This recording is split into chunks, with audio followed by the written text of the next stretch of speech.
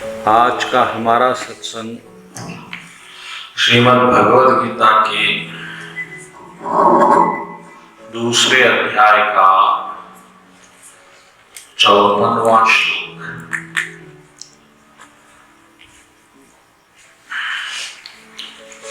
दूसरे अध्याय का 54वां श्लोक 54। अर्जुन का प्रश्न है कि कैसा पहचानेंगे भगवान कि ये आदमी कुछ आध्यात्मिक तरक्की करा या नहीं। अब ये प्रश्न जो है हम सबके लिए है, क्योंकि हम भी तरक्की करें या नहीं करें इसी श्लोक से मालूम है।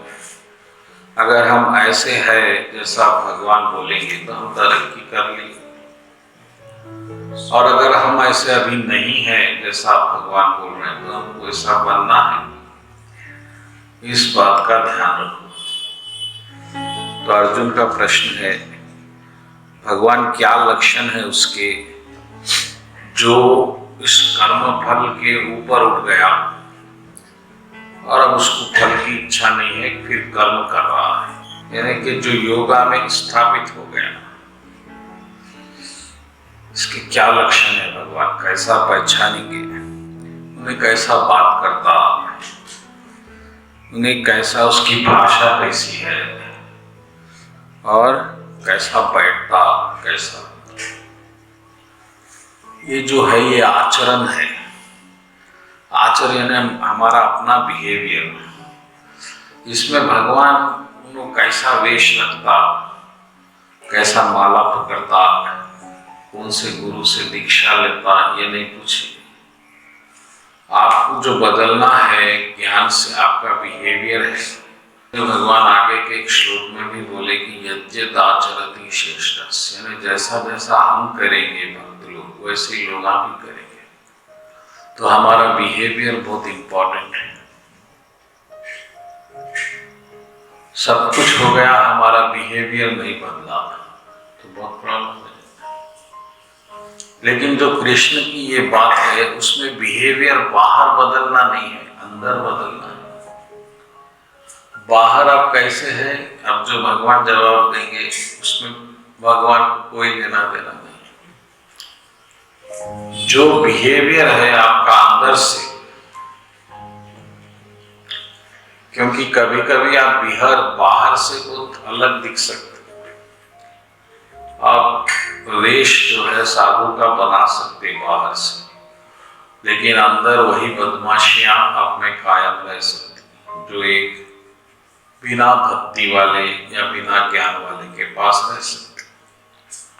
इसके सबूत है हमारे आसाराम बापू, कई साधु लोग, कोई एक सन्यासी भी थे, वो बच्चा, उसका नाम तो याद चैतन्य, हमारे वेदांत चैतन्य, श्रीवास्तव, ये सब एग्जाम्पल्स हैं। क्योंकि वो बाहर जो है वो नहीं बदला, अंदर भी नहीं बदला, तो ये बहुत परेशानी का मसला हो जाता। खैर अब भगवान का क्या जवाब है ये हम देखें। The blessed Lord said, when a man gives up all varieties of sense desires which arise from mental communication, पहली बात जिसकी सब इच्छाएं मिट जाती हैं,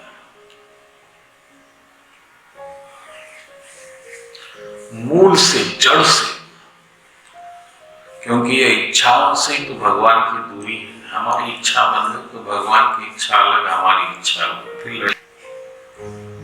पहली चीज, जैसा आदमी अगर कर्म फल भगवान को अर्पित करके कर रहा है तो उसकी पहली निशानी है उसकी इच्छाएं कुछ भी नहीं रहेंगी। और ये इच्छाएं कैसा पैदा हो रही, मेंटल कॉम्प्रेशन बोले, यानी कि दिमाग से पैदा होती है इच्छा, इससे आत्मा को कोई लेना देना नहीं। हमारी जो इच्छाएं हैं वो सिर्फ मन की इच्छाएं हैं, आत्मा की थोड़ी इच्छा है। आत्मा ना तो बच्ची है ना बच्चा है, और न जो पति है ना पत्नी है, भविष्य है, ये सब मन का है खेल। तो जो कर्मफल त्याग करके कर्म करने वाला है, वह पहली उसकी इच्छा, ये जो इच्छाएं हैं, कोई इच्छा उसके मन में नहीं रहती। ये अगर ऐसा है तो समझो उस स्थिति में है। इच्छा नहीं रहती, यानी कि जो भगवान की इच्छा है वो करेंगे। अगर भक्त की दृष्टि से देखेंगे तो जो भगवान की इच्छा है होने दो, बोलेंगे। अपने आप रुकावट नहीं डालेगा, ऐसा नहीं होना था, ऐसा होना था, ये सब जो है आपकी इच्छाएं है। पहली चीज भगवान बोले, जो इच्छाएं पूर्ण रूप से ऑल वैराइटीज अच्छी इच्छाएं हैं, मैं वो करूंगा, बूढ़ूंगा, स्कूल चलाऊंगा, वो क्या आश्रम चलाऊंगा, लंगड़ों लंगड़ों को सेवा करूंगा, ये भी एक इच्छा है। अच्छी इच्छाएं बुरी इच्छाएं सब खत्म। एक जब कोई डायरेक्टर पिक्चर बनाता तो उसमें उन्हें एक रोल फिक्स करता है एक्टर, वो अच्छा हो सकता बुरा हो सकता।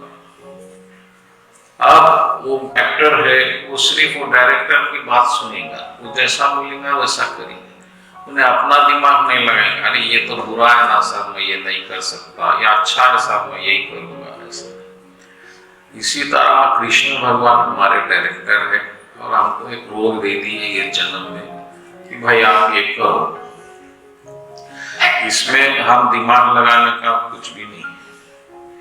हमको ये मालूम ही नहीं है कि पिक्चर क्या है, स्टोरी क्या है, उसमें क्या इमोशन है, एक्शन है, कुछ नहीं। हम तो एक्टर है।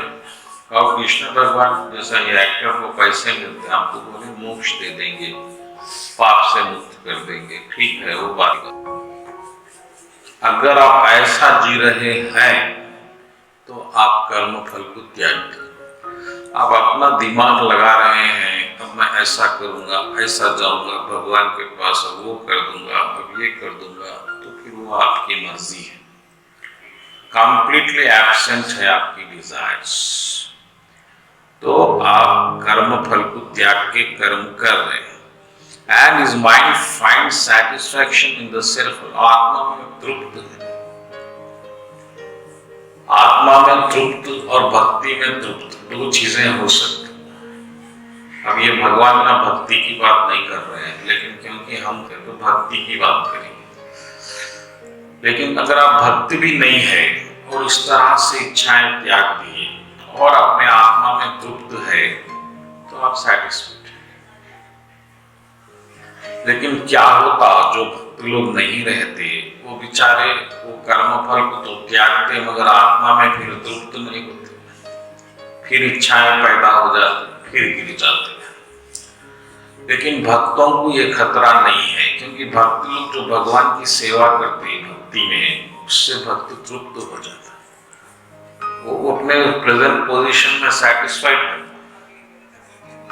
आप देखो इस्कॉन के इतने भक्त हैं, कभी कोई टेंशन में नहीं रहती कि कल डोनेशन आएगा नहीं आएगा, मंदिर चलेगा नहीं चलेगा, खाना मिलेगा नहीं मिलेगा। भगवान देख रहे हैं, आप सेवा में तृप्त हो जाते। तो ये भक्ति की महिमा है। लेकिन अब यहाँ पर कृष्ण भगवान का मतलब है कि आप इच्छाओं को त्याग दिए और आत्मा का जो आनंद है उसमें आप तृप्त हो गए। ऐसा आदमी is said to be in pure transcendental consciousness। ऐसा आदमी पूर्ण रूप से अध्यात्म चेतना में तृप्त है, आ गया, एक कर्म के चक्र से छूट गया। तो हम बड़ फंस गए हैं, हमको समझ में नहीं आ रहा है। उस चक्र से छोड़ने के लिए भगवान इतने ज्ञान, इतने धर्म, इतने साधु, इतने संत लगाए। अगला जो है, one who is not disturbed in spite of threefold miseries। जब तीन प्रकार के दुख आते हैं तो वो विचलित नहीं होता, डिस्टर्ब नहीं होता, यानी कपता नहीं। एक चीज, एक बॉल यहाँ रखे, जरा सा आप इसको हिलाए तो बॉल कैसा हिलेगा? दिया है दिया, जरा सा हवा आया तो फड़फड़ाएगा। तो ये फड़फड़ाना दो वजह से हो सकता है माइंड का। एक तो सुख आ गया, जो नॉर्मल स्टेट है, बीपी जिसको बोलते हैं, ब्लड प्रेशर, वो हाई होना भी कपना है, बीपी लो होना भी कपना है। और जो या तो बहुत खुश हो रहा है या बहुत दुखी हो रहा है, दोनों का माइंड डिस्टर्ब होगा, दूषित होगा, गंदा हो गया। जो ओरिजिनल माइंड है, जो ओरिजिनल दिया है, कभी कपता नहीं, करेक्ट, अखंड ठहरता। तो अगर आपका माइंड ऐसी है, अगर तीन प्रकार के दुख बताए हुए, एक क्या है अधिदैविक, एक भौतिक और एक आध्यात्मिक, अधिदैविक, अधिभौतिक। ये भौतिक यानी मटेरियल दुख, जो देवताओं से मिलते, यानी जो बेचारे कर्म के हिसाब से आपको देते, वो दैविक। और आध्यात्मिक यानी आप स्पिरिचुअल में जो उठाते, एक पांव पे ठहरूंगा, पानी नहीं पीऊंगा, और क्या जो भी गोश्त नहीं खाऊंगा, लहसुन नहीं खाऊंगा, तो दुख है, ये आध्यात्मिक है, स्पिरिचुअल सोर्स। मटेरियल पेन्स, डेमिंग आउट पेन्स, तीन प्रकार के पेन्स जब आते तो आप कब जाते? और तीन प्रकार के सुख भी है, सेम आध्यात्मिक, दैविक और भौतिक। जब आपको भगवान खुश होते, बहुत संपत्ति दे देते, आप बहुत खुश हो जाते हैं, ये भी बहुत डेंजरस है। आपका ओरिजिनल स्टेट ऑफ माइंड का डिस्टर्ब होना ही पोल्यूशन। इस बात, आपका माइंड जैसा बना के भेज दिया गया, वो माइंड अगर वैसा ही है तो आप इंजॉय में है। वो माइंड का नेचुरल नेचर ही इंजॉय है। बुद्धा इतना ही समझा रहे हैं, कृष्ण भी यही समझा रहे हैं। बुद्ध बोले भगवान है नहीं है, मुक्ति मिलेंगी नहीं मिलेंगी, दर्शन होंगे नहीं होंगे, ये सब काई को नहीं। भगवान का काम भगवान कर रहे हैं, नेचर का काम नेचर कर रही है। आप अपना काम करो, आपका माइंड को जैसा भगवान भेजाए वैसा आ जाओ, सब छोड़ दो। बाहर का कोई आपको लेना देना नहीं है, नेचर का जो काम है वो कर रही है, आप परेशान हो रहे। अब यूपी में कौन जीतेगा, इससे आपको क्या करना है? यूपी में यूपी के लोग कर रहे हैं, पार्टीज लड़ रहे हैं, अपने हिसाब से कुछ करेंगे, होगा भगवान की जो इच्छा है वो। तो इस तरह से जो बाहर के मूवमेंट्स को आप अपने माइंड का मूवमेंट बना देते, तो आपका ओरिजिनलिटी चले जाता है। ये ओरिजिनलिटी को इम्प्यूरिटी बोलते हैं। माइंड इम्प्यूर है बोले तो सिर्फ गलत सोचना इम्प्यूरिटी नहीं है, अच्छा सोचना भी इम्प्यूरिटी है। सिर्फ कृष्ण के बारे में सोचना पवित्रता है। इसलिए भगवान बोले जो तीन प्रकार के दुख से दुखी नहीं होता और तीन प्रकार के खुशी से खुश भी नहीं होता, क्योंकि खुशी गम ये बाहर से कुछ आ रहा है आपके पास, उससे आपका कोई ताल्लुक नहीं। आपका बेटा स्टेट फर्स्ट आ गया तो वो बेचारे की मेहनत है, उसके जन्मों जन्मों का कर्म है, लगन है, इसमें आपको क्या करना है? क्योंकि वो आपका अहंकार बन गया, इच्छाएं अहंकार बन गई तो फिर बहुत मुसीबत हो जाती। फिर आप वो बेटा, वो युवराज सिंह के डैड बहुत खुश होते थे जब बेटा बहुत खेलता था, फिर वही बेटे को बहुत गंभीर रोग आ गए, फिर वो बड़े दुखी भी हो गए। तो ये जो एक्सटर्नल मूवमेंट्स है ये आपके नहीं है, याद रख लो। आज ना कोई चीज आपको इफेक्ट ना करे बाहर की, ये याद रखना। सिर्फ कृष्ण भगवान की चीज आपको इफेक्ट करना। कृष्ण भगवान की लीला हो रही है तो आप इफेक्ट होना, माला जप रहे हैं तो आपको आंसू निकलना, आपका दिल निर्मल होना। आपको कोई इफेक्ट ही नहीं हो रहा है माला जपने से, ना चल रहा है, ना आंसू जा रहे हैं, ना प्रेम जग रहा है, तो फिर क्या फायदा?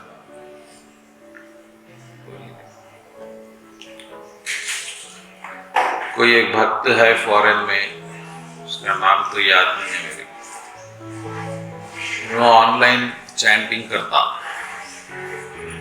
कोई देश का है बाहर का, सबको भक्त बनाता, बेचारा अच्छा है।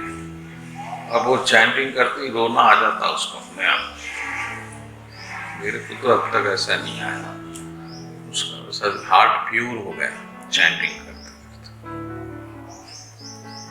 और मैं प्रैक्टिकल देखा, ऐसा रोना आता सही भी किसी को, जैसा भागवत में लिखा हुआ है, जैसे हरे कृष्ण कृष्ण सही भी रोना आ जाता। तो ऐसा, लेकिन अब वो रोना नहीं आ रहा है तो ऐसा मत समझो कि भगत नहीं है।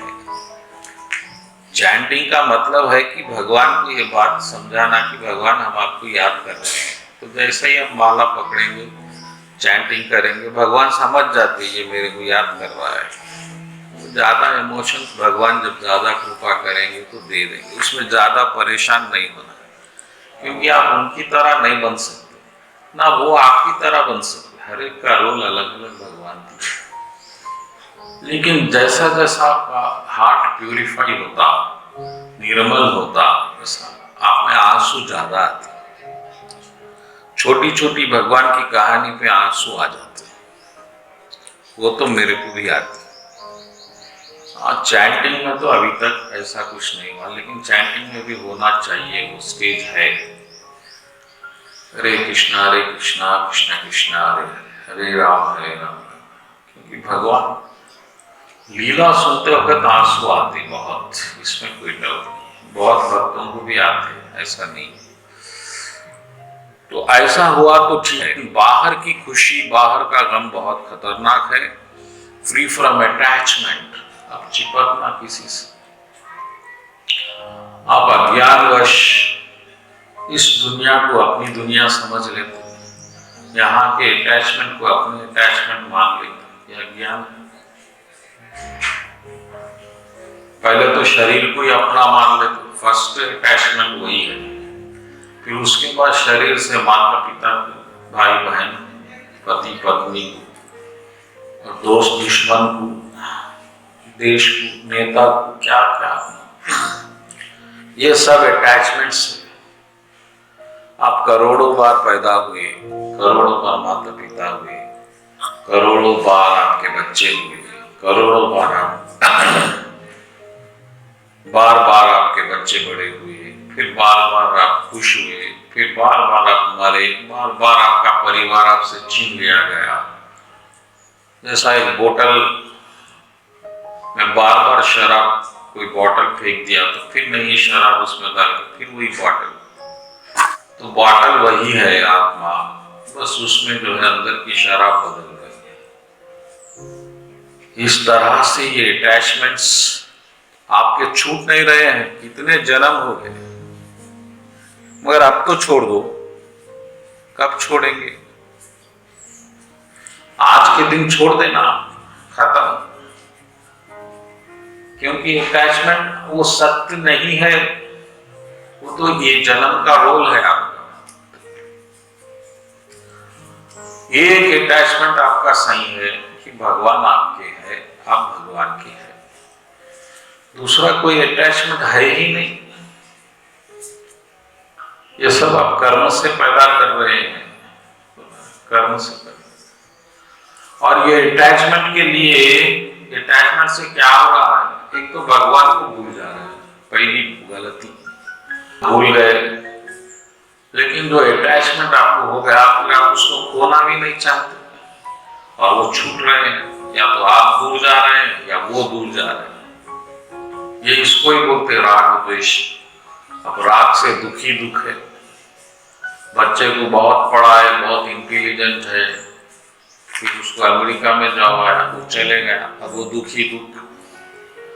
बच्चा आवारा निकला, पढ़ा नहीं लिखा नहीं, वो घर में बोझ बन गया, वो भी दुखी। दोनों तरफ से अटैचमेंट्स डेंजरस है और बड़े खतरनाक अटैचमेंट्स है। संसार पति बहुत खतरनाक।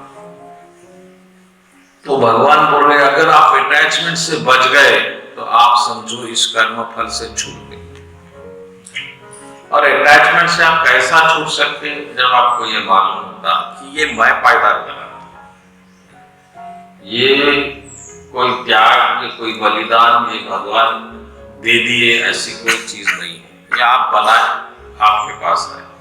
जैसा आपके बैंक में आप बैलेंस रखेंगे तो आपको बैंक एक एटीएम कार्ड देगा, फिर आप उस कार्ड से पैसे निकाल सकते। तो पहले वो कार्ड से पैसे निकालने के लिए आपको ये बैंक में बैलेंस रखना पड़ता। इसलिए ये परिवार बना, ये परिवार बनने के लिए आपको पहले कर्म करना पड़ा, तो ये पैदा हुए। अब जैसा कर्म रहा वैसा परिवार रहा। तो हर वक्त आप पैदा कर रहे हैं, हर वक्त फिर छूट रहा है, क्योंकि वो लिमिटेड है, ये लिमिटेड है। तो ये चक्र से आप छूट जाना, तो आप कर्म फल से छूटेंगे। फिर उसके एंड फियर, डर। डर क्या है? होने का डर। अभी वही बोल रहा था, अटैचमेंट से फियर बनेगा। आप घर में आराम से सो रहे हैं, लेकिन अचानक 10 लाख रुपए आ गए, घर में है, सब देख लिए भी बस्ती के लोग, आपको डर आ जाता। कौन चोर, कैसा छूट जाएगा, कोई चोर चुरा लेगा, आप रात में सो नहीं सकते। कोरोना का डर अभी भी चल रहा है। कोरोना नहीं आएगा तो भी हम मरेंगे ना। कितने लाख केसेस हो गए? 2,60,000। तो ये डर जो है, डर ही मृत्यु है। मौत जैसी कोई चीज है ही नहीं। मौत कहाँ है? वही Vivekananda, fear alone is death. कोई चीज मृत्यु है ही नहीं, एक ट्रांसफॉर्मेशन है। ये शरीर छोड़ना है, वो शरीर पकड़ना है, इसमें डरने की क्या बात है? जब आपको ऑपरेशन थिएटर में ले जाया जाता तो डॉक्टर साहब भी आपके पेट को चीर देते, फिर वो जो गंदी चीजें निकाल देते, फिर सी देते। इसी तरह हमारे भगवान भी आपका पुराना या बेकार शरीर हटा देके आपको नया शरीर दे देते। इसमें डरने की क्या बात है? लेकिन पूरी दुनिया डर से ग्रसित हुई, सब डर में जीते। और पर्टिकुलरली जो पशु योनियां रहती, वो तो पूरा जीवन उनका डर में रहता। ये डर में जीने वाला क्या एंजॉय करेगा? बोलिए, जो डर में जी रहा है वो एंजॉय कर सकता है क्या? जो डर को जीत लिया, किसके की आगे जीत है बोलते ना, डर के आगे जीत है। आप भी डरेंगे तो मरेंगे, मौत ही डर है। तो जो भक्त होता उसको कोई डर ही नहीं रहता। जब अम्बरीश महाराज को दुर्वासा मुनि श्राप दे के वो राक्षस बना दिए, दुर्वासा अम्बरीश महाराज डरे क्या? वो बोले अरे भाई आज ऐसी मौत लिखे भगवान, मरना तो है, चलो भगवान का नाम याद कर लो, खत्म हो गया। प्रहलाद महाराज को भी प्रभु सताए पिताजी। प्रहलाद महाराज थोड़ी चिल्लाए बचाओ बचाओ, चिल्लाए प्रहलाद महाराज। प्रहलाद महाराज ये सोच रहे हैं देखो पिताजी कितने जल्दी मुक्ति दे दे रहे मेरे को, 5 साल में मुक्ति, वरना मेरे को तो 15-50 साल भुगतना पड़ता। तो ये जो ज्ञान है, ज्ञान आपका डर हटा देता। अगर आपको अभी भी डर लग रहा है तो आप में ज्ञान नहीं है। आपको कोरोना से डर लग रहा है तो आप अभी भी अज्ञान में है। कोरोना जैसी कोई चीज नहीं। कोरोना को हम पैदा करें कर्म से। कहां से आया कोरोना? पहले क्यों नहीं था? हम पैदा करें उसको हमारे कर्म से, और वो उसी को पकड़ेगा जो उसके काबिल है। वो हर एक इत्तेफाक से नहीं आएगा। कहीं सांस ले लिए, कोई चीखा, कोई, इससे कोरोना नहीं आता। कोरोना का स्पेसिफिक हिसाब है, इतने गुना उसको पकड़ना है। तो इसमें डर की क्या बात है? अगर हमारे भी पाप है तो हमारे पास आएगा, और नहीं है तो नहीं आएगा। मंदिर ही बंद कर दिए, भगवान को भी डरा दिए कोरोना से। भगवान को भी कोरोना हो जाएगा, क्या बोलिए? तो ये फियर अटैचमेंट से, और एंगर, गुस्सा, अब ये एक अलग मुसीबत है। गुस्सा क्यों आता है? क्यों आता है गुस्सा? जब आपकी मर्जी नहीं चलती तो गुस्सा आता है। कैसा बनती देखिए, मर्जी अपने आप जनरेट होती, आप बनाना नहीं पड़ता। जैसा आप गाड़ी पे निकल रहे हैं तो एक मर्जी अपने आप वहां बन गई कि गाड़ी, आप आराम से पहुंच जाएंगे ऑफिस तक। ये आपकी मर्जी बन गई है इमीडिएट, आप उसके लिए सोचते भी नहीं।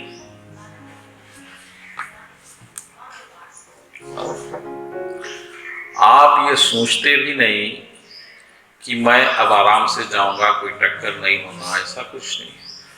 तो जैसे ही आप जन्म लेते वहां से मर्जी जनरेट होते रहती है आप में। जैसा कंप्यूटर में कुछ बताते रहता है बीच में, फाइल डिटेक्टेड, उसी तरह या डिजायर्स डिटेक्टेड होते रहते, जनरेट। आप कहीं जा रहे हैं तो आपकी मर्जी, आप शादी में जा रहे हैं तो एक मर्जी, एक कैलकुलेशन बन जाता कि शादी में ऐसा पहुंचूंगा, वहां गेट रहेगा, फिर वहां बुलाएगा, मेरे को सलाम करेगा, रिसीव करेगा, ये सब ऑटोमेटिक जनरेटेड होता। फ्यूचर का कैलकुलेशन, हिसाब बन जाता। अब इसमें जरा भी धक्का लगा तो समझो गुस्सा आया। आप गाड़ी निकाले, एक आदमी आके उसको एक्सीडेंट कर दिया, अब इंस्टेंट गुस्सा। जब तक मर्जी है, जब तक गुस्सा है। पत्नी आ गई, एक कैलकुलेशन क्रिएट हो जाता, अब ये बच्ची मेरे सिवाय किसी और को नहीं देखेंगी, पवित्र रहेंगी, खाना बनाएंगी, मेरे पांव दबाएंगी। पांव तो आजकल नहीं है, तो जो भी है, जो आजकल बच्चा से थोड़ा काम। अब वो नहीं हुआ तो क्या होगा? गुस्सा आ जाएगा, ये मेरा घर है।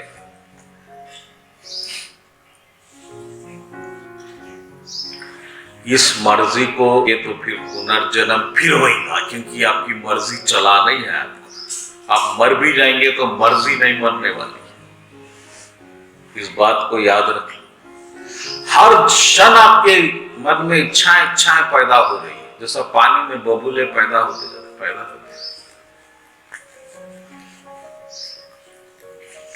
सत्संग में भी आएंगे तो मर्जी बन जाएगी। भाई ऐसा सुनूंगा 1 घंटा, राइट लास्ट, कहीं 9:45 हो गए तो फिर गुस्सा आ जाएगा, बेचैनी शुरू हो जाएगा। क्या हो गया आज महाराज, बोलने की रोक दो। तो दुख और गुस्सा ये मर्जी के अपोजिट्स है। अब ये गुस्से को कंप्लीट हटाना है तो आपकी मर्जी को आप खत्म कर देना, आप इसी क्षण खत्म हो जाना। आज हो गई हमारी मृत्यु, अब जो मृत्यु हो गई तो उसकी मर्जी भी खत्म हो जाती। तो वो आप जो बना लिए अहंकार, जो राजेश बन गया, उसको आप खत्म कर देना। इसलिए सुख आए तो भी परेशानी नहीं, दुख आए तो भी परेशानी, क्योंकि अब वो हमारा तो कुछ रहा नहीं। इसलिए अर्जुन क्या बोले गीता सुनने के, भगवान आपकी जो इच्छा है मैं करने तैयार हूं, क्योंकि अब अर्जुन की जो इच्छा थी नहीं लड़ने की, वो खत्म हो गई। हमारी कितनी इच्छाएं देखिए, हर कदम कदम पे इच्छाएं।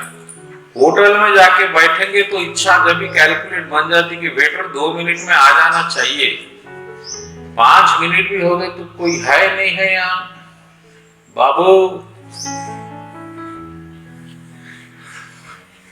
कितना मोमेंट तेज, बहुत फास्ट गति है। तो यहां से गुस्सा पैदा हो जाता है, आपका प्री कैलकुलेटेड एंटिसिपेशन।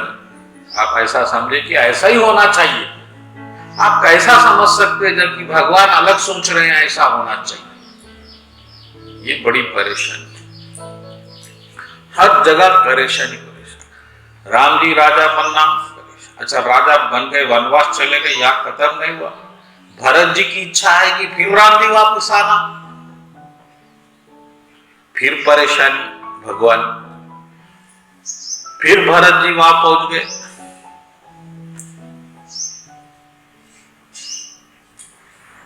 फिर भरत जी को समझाना पड़ा, अरे भाई राज तुम करो, मैं इधर रावण को मारना है, बड़े भगत मेरा फंसावा है, जय विजय आ गया इधर।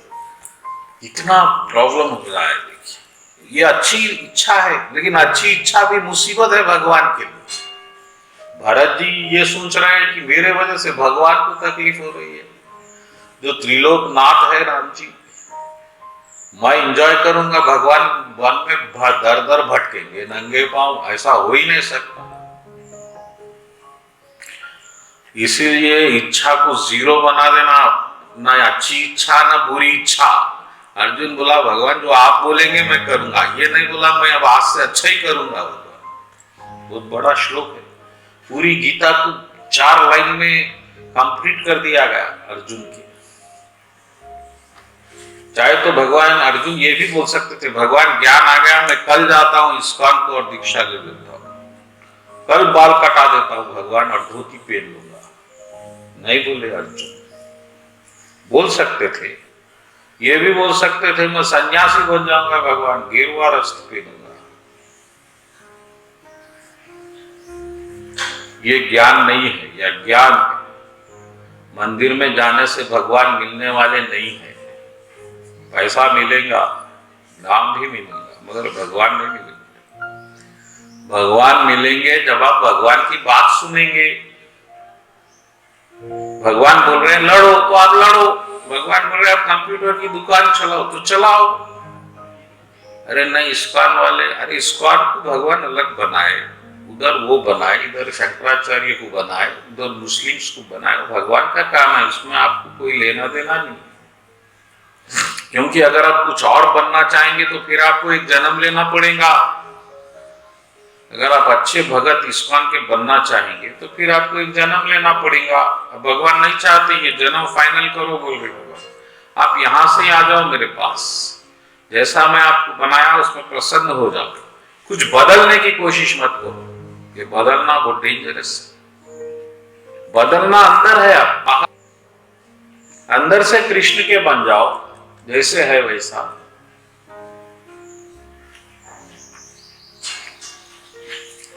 लेकिन आप चाह रहे कि बाहर से बदल जाए। अब मैं टीवी बिल्कुल छोड़ दिया,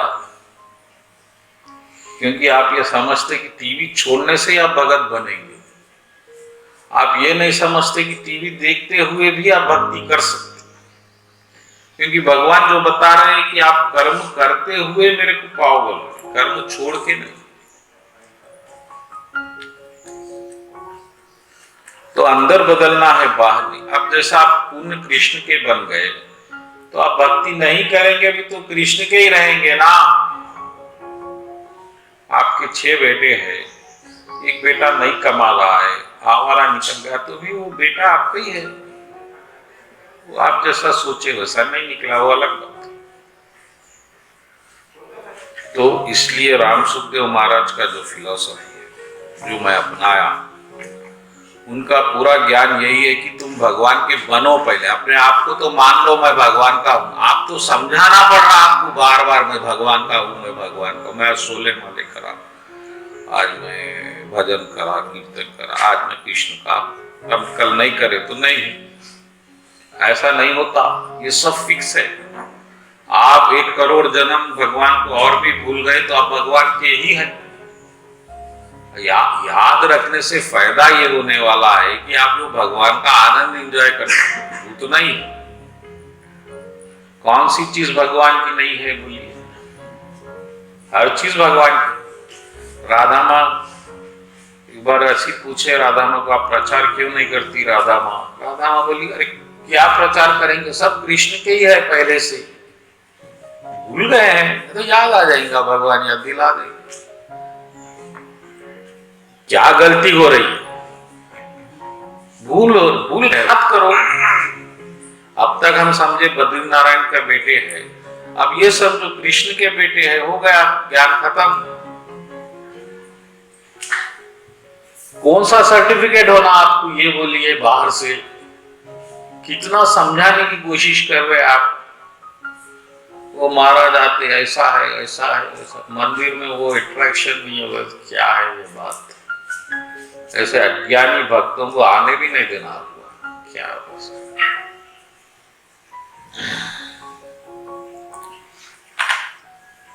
अरे भगवान कहाँ नहीं है ये बोलिए, और भगवान की चीज क्या नहीं है बोलिए?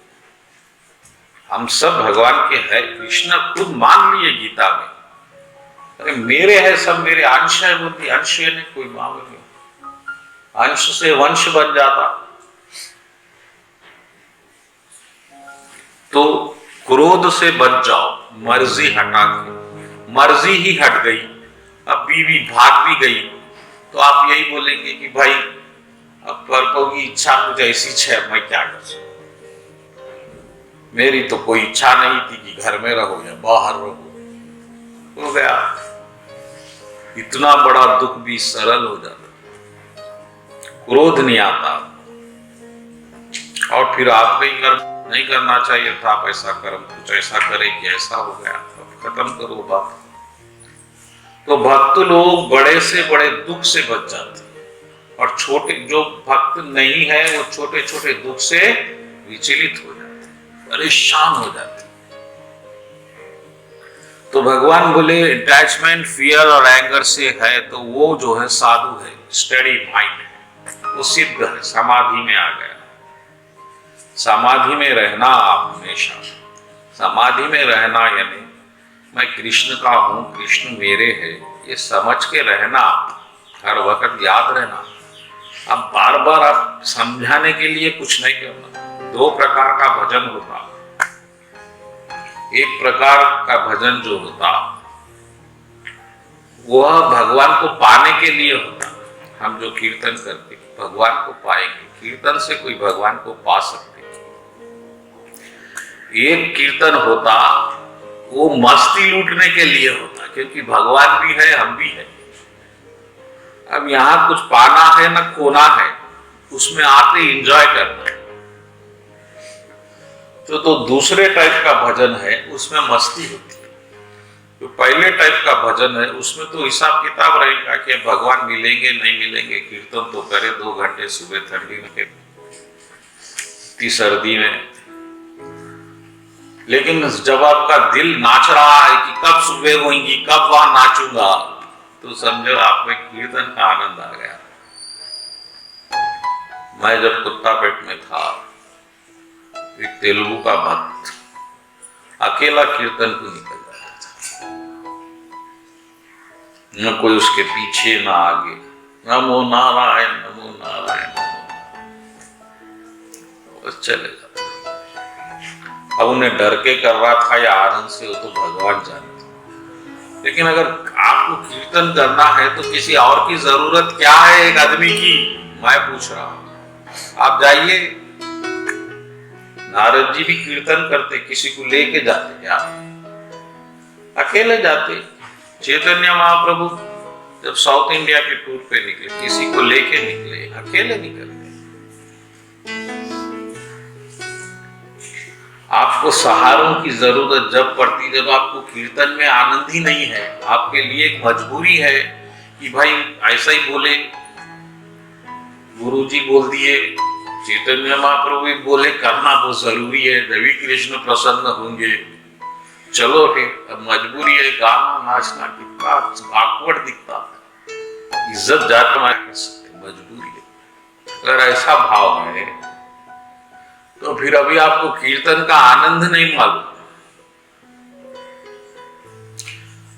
जब एक बार मैं श्रीवास्तव प्रभु वहां गए मलकपेट पे प्रसाद बांटने, तो कोई बच्चा भी आया था हमारे साथ, डिवोटी था। श्रीवास्तव प्रभु बोले नाउ स्टार्ट कीर्तन, बोलते वो शुरू करके आ रहे कृष्णा हरि, जबकि मेरे को शर्म आ रही। देखिए वो एंजॉय कर रहा है, उसको कोई शर्म नहीं है। डिवोटी का ग्रेटनेस। तो जब आप भगवान के बनेंगे और भगवान के नाम जपने में, कीर्तन में आनंद आएगा, तो कीर्तन अपने आप होगा। फिर आपको बार बार सब कुछ जगाना नहीं पड़ेगा, भाई कल आ रहे नहीं आ रहे, तो बोलेगा कब 5 बजे, नहीं प्रभु 6 बजे तक बराबर आता हूँ, अब कम से कम 1 घंटा तो सो जाएंगे। ये ऐसा कीर्तन भी करना चाहिए, क्योंकि अब ऐसा भी आदत हो जाएगी, बार बार करेंगे तो कभी आनंद फूट जाएगा अंदर से। तो करना तो चाहिए, लेकिन ऐसा हो तो और अच्छा है।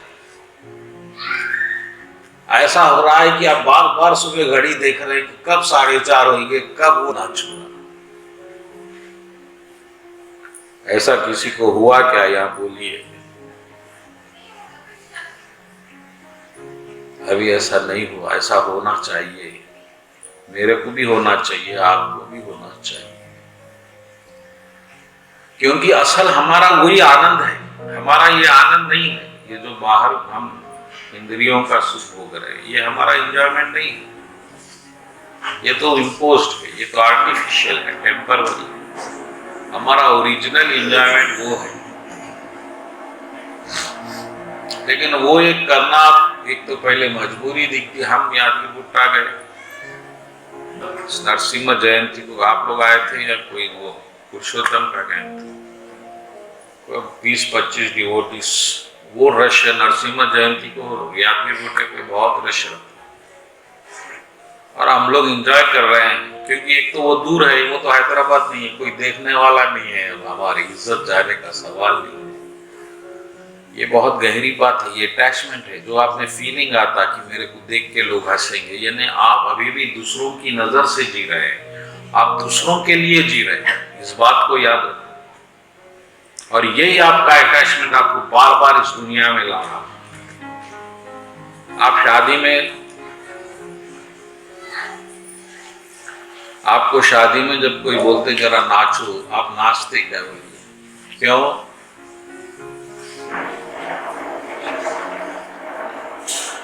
क्योंकि अगर आप जब टेढ़े मेढ़े हो जाएंगे तो वो लोग कैसा हंसेंगे आप। तो आपको नाचने का आनंद नहीं मालूम, लेकिन जो उस म्यूजिक का आनंद लेता, जिसका दिल पहले से ही नाच रहा, वो तो इंतजार करता कोई बोले उसको नाचे। एक एक्टर है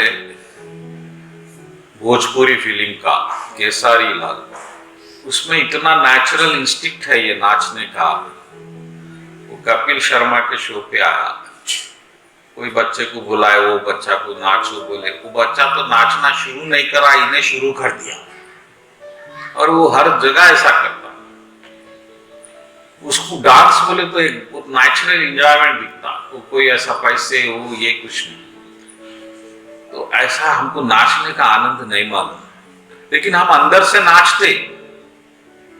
लेकिन जब बाहर नाचने की बारी आ रही है तो हम परेशान हो जाते, क्योंकि आप जो जी रहे हैं वो दूसरों की नजरों से जी रहे हैं, उनके लिए जी रहे हैं, और आप पूरी जिंदगी आप आपका लाइफ का जो मीटर फिट करे उनके हिसाब से करें कि घर रहना चाहिए,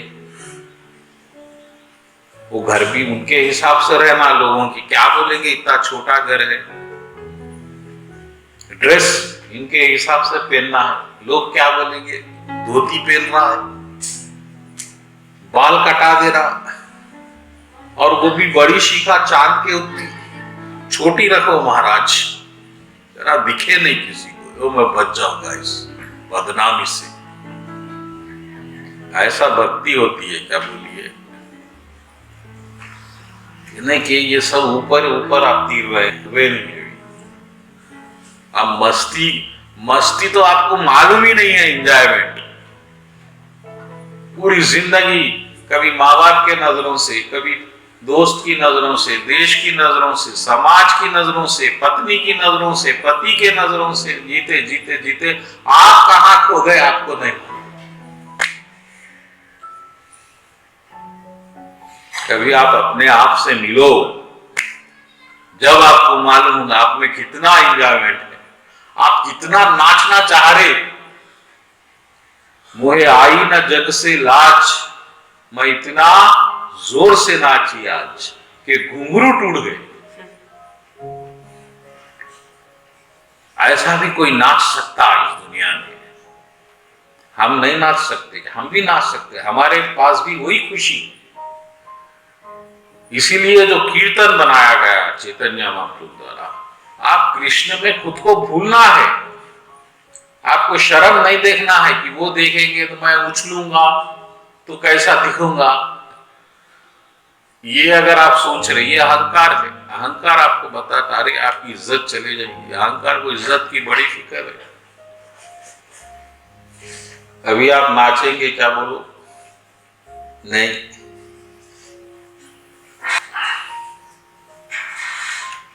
तो ये दूसरों की नजरों से जीने वाला कभी खुश नहीं रह सकता, क्योंकि वो बेचारा दूसरों का तमन्नाएं पूरी करते करते मिट जाएगा। जब चैतन्य महाप्रभु का कीर्तन होता था, 2000 लोग, 10,000 लोग एक साथ आते, 10,000 लोग, और वो जानवर, पक्षी, शेर, चीता, हिरण सब नाचते थे। वो movement, great movement.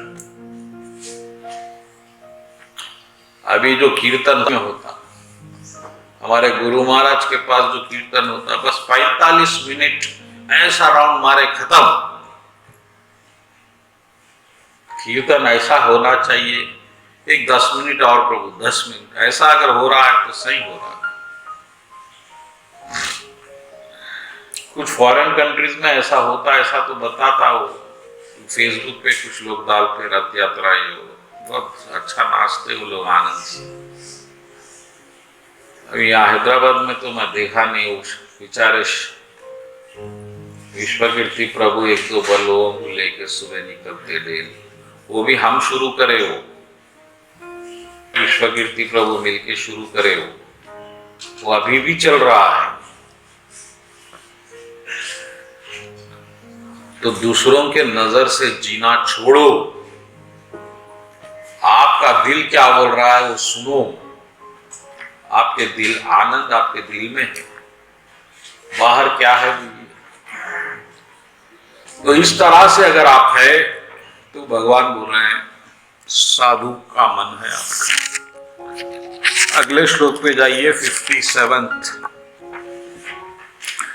Who is without attachment, who does not rejoice when he obtains good, nor laments when he obtains evil, firmly fixed in knowledge.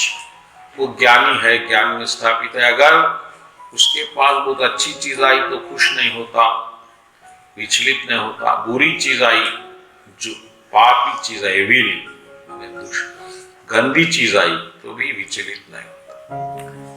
यानी कि आप उसका हिसाब देखें तो एक गैर आदमी की तरह रहता दुनिया में, न्यूट्रल।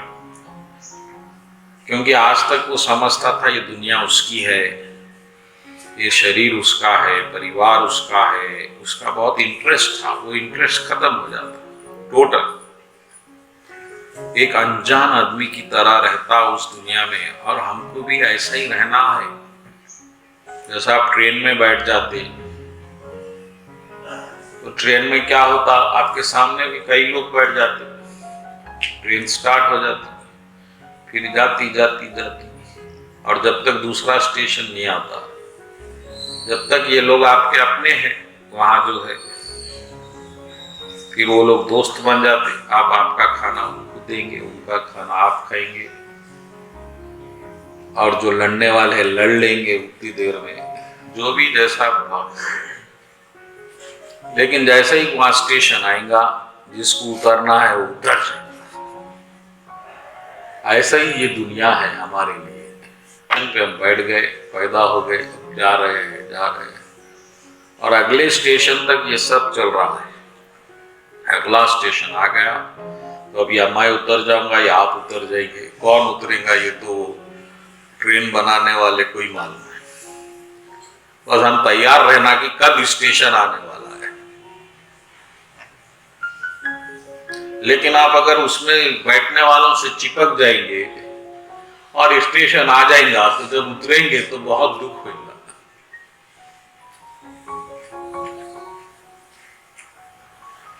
तो अगर आपको दुख से बचना है तो ट्रेन में बैठे यात्रियों को आप ज्यादा अटैच मत हो जाओ। तो ये है ऐसा आदमी सेज ऑफ स्टेट में। और भगवान आगे बोले कि one who can withdraw his senses from the sense objects as tortoise draw sleeps from this object. वो अपने इंद्रियों को उसके वस्तुओं से रोकने में सक्षम है। इस बात को भी समझो, सब्जेक्ट एंड ऑब्जेक्ट दोनों एक ही है। माइंड में सेंसेस का जो सेंटर है माइंड, हमारे है नाक है, कान है, 9 इंद्रियां हैं, 9 इंद्रियां, 9 द्वार है जो बाहर की चीज अंदर आ सकती। और ये 9 इंद्रियों की जो पसंदीदा चीज है वो बाहर है। इसीलिए माइंड का फोकस बाहर है। अब माइंड वही चीजें ढूंढते रहता दिन भर। जैसा कोई गाय सुबह उठते ही हरी हरी घास ढूंढते रहती, किधर है, फिर जाके खाते, चरना बोलते इसको। तो आपकी इंद्रियां भी चरते रहती। आप खाली बैठे हुए हैं तो क्या करेंगे आप? पहला काम क्या करेंगे? मोबाइल निकाल लेंगे, क्योंकि आपके पास टाइम है, कोई काम नहीं है, सब काम हो गया। फिर आप में जो अटैचमेंट है वहां क्या है? फेसबुक, ट्विटर, इंस्टाग्राम, यही है ना एप्स, व्हाट्सएप। ये चरना है, ये माइंड का चरना है, वो गाय का चरना है, ये इंद्रियों का चरना है। लेकिन भगवान बोल रहे जो चरना बंद कर दिया,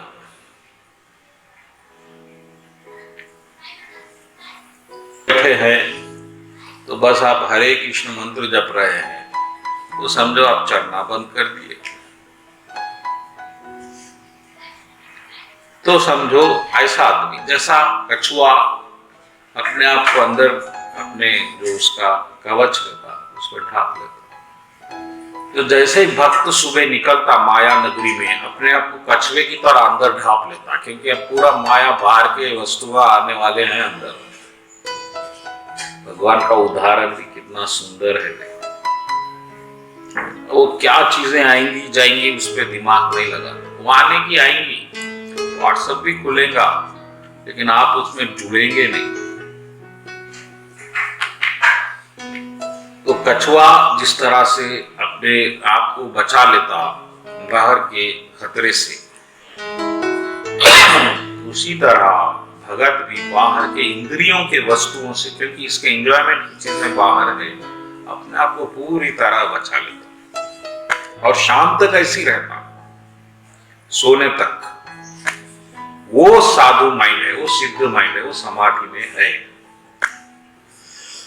अगर आप उसको एंजॉय करने के लिए भाग रहे हैं तो फिर आप डेंजरस, फिर आप समाधि में नहीं है, आप ज्ञानी भी नहीं है।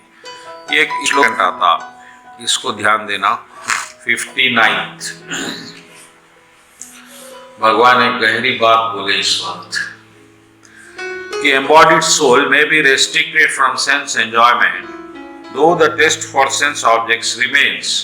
But ceasing such engagements, by experiencing a higher taste is fixed in knowledge, consciousness.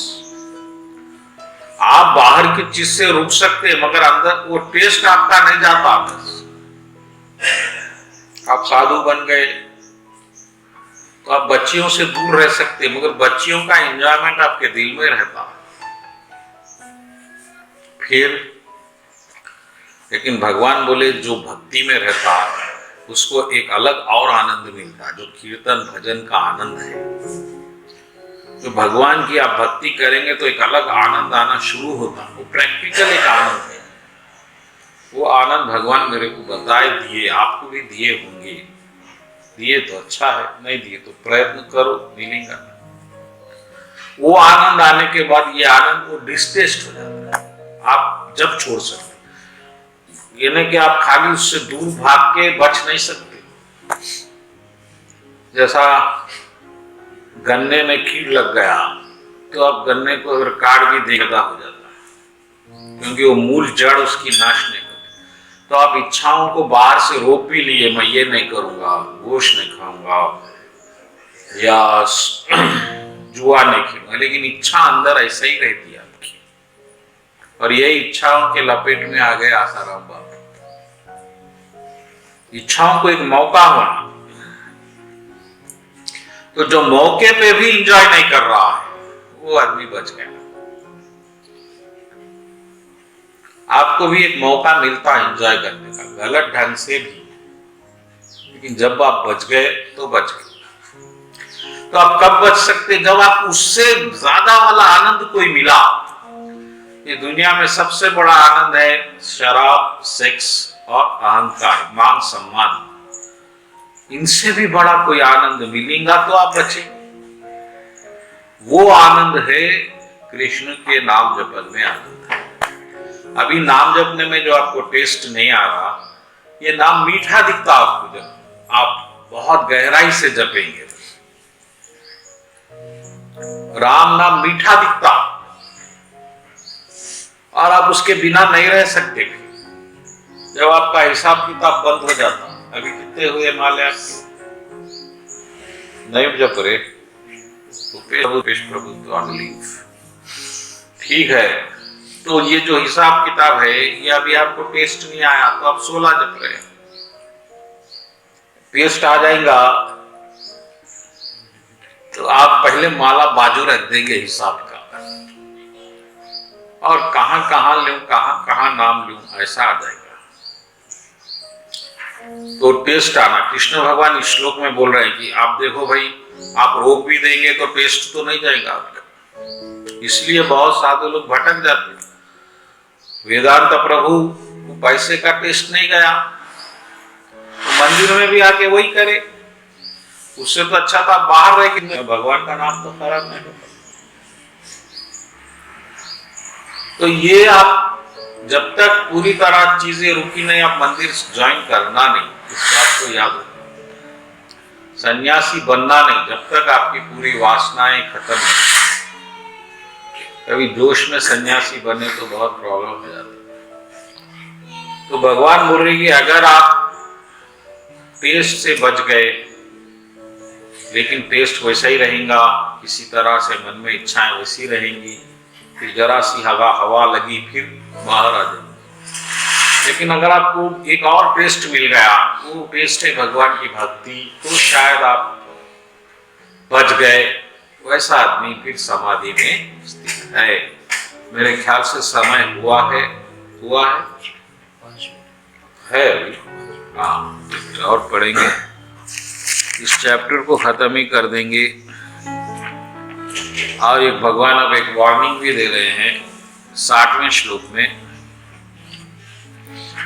60वां और 61वां श्लोक भी इंपॉर्टेंट है। भगवान बोले इंद्रियां बहुत दयावान है, क्रूर है, जालिम है। ये बड़े से बड़े ज्ञानियों के दिमाग को भी एक सेकंड में हर लेती। ज्ञानियों के बोले, मामूली आदमी के नहीं। The senses are so strong and impetuous, Arjuna, They forcibly carry away the mind even of a man of discrimination who is endeavoring to control them. कोई कंट्रोल नहीं कर सकता। बड़े बड़े साधु एक सेकंड में खत्म माया। 1,00,000 साल की तपस्या वेस्ट। भगवान बोले दयावान, अदयावान, क्रूर, जालिम है इंद्रियां। आप कितना कंट्रोल कर लो फिर वही भागेंगी। फिर कैसा, कौन कंट्रोल कर सकता है इसको?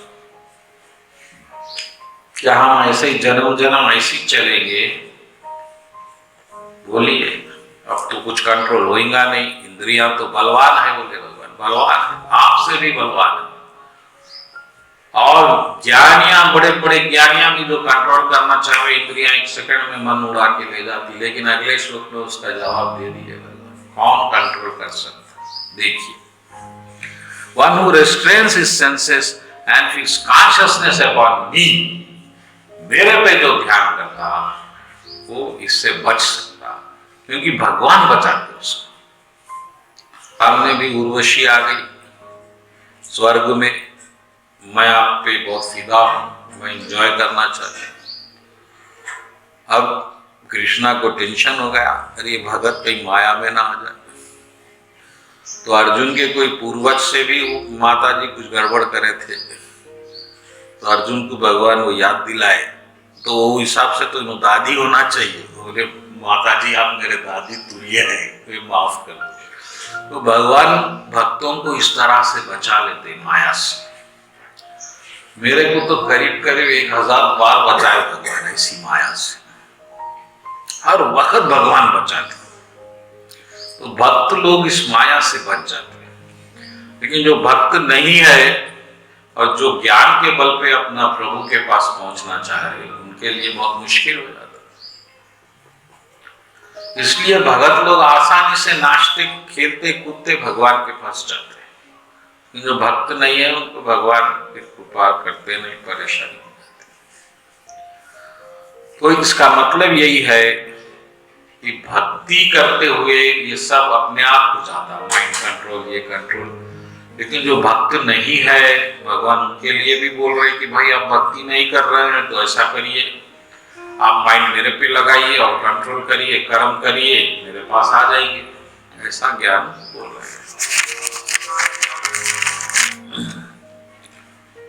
अब भगवान बता रहे हैं कि डिजायर कैसा पैदा होता, इच्छाएं कैसा पैदा होती।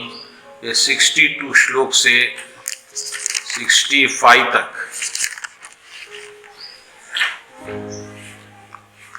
भगवान समझाएंगे कि कैसा कैसा इसका इक्वेशन है। ये हम अगले हफ्ते देखेंगे। बोलो कृष्ण कन्हैया लाल की जय। आज के सत्संग की